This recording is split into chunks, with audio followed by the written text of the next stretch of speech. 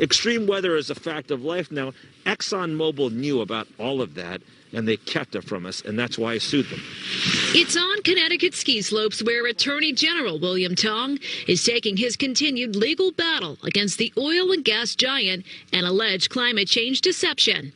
It's been several months since you filed that lawsuit. What was their initial response? Well, their initial response was, of course, more lies and more denials. And now they're in court lying to the court and trying to kick their case to federal court instead of keeping it in state court. Tong took legal action against ExxonMobil 6 months ago under the Connecticut Unfair Trade Practices Act, alleging an ongoing systemic campaign of lies and deception to hide from the public what he says the company has known for decades, that burning fossil fuels contributes to climate change.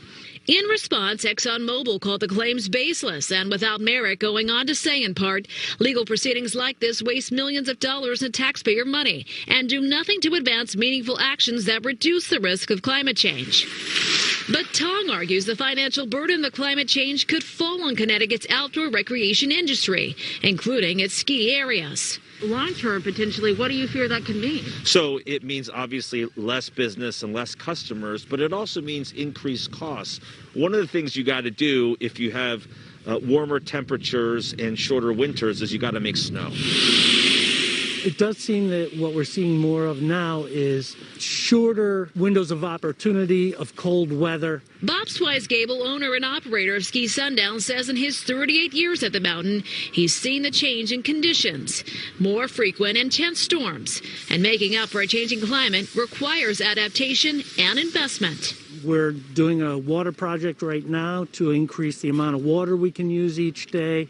We've invested heavily in snow guns. It's likely that we'll get between 2 and 5 Fahrenheit increase in Connecticut in 30 to 50 years. Jim O'Donnell, UConn professor of marine sciences and executive director of the Connecticut Institute for Resilience and Climate Change Adaptation, says while the frequency of snow from common storms will be reduced because of climate change, the likelihood of major snowstorms will simultaneously increase in Connecticut.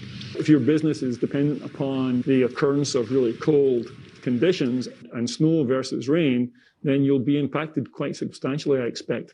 It's Connecticut's natural treasures, Tong says, are worth fighting for and holding ExxonMobil accountable for what he calls man-made climate change impacts.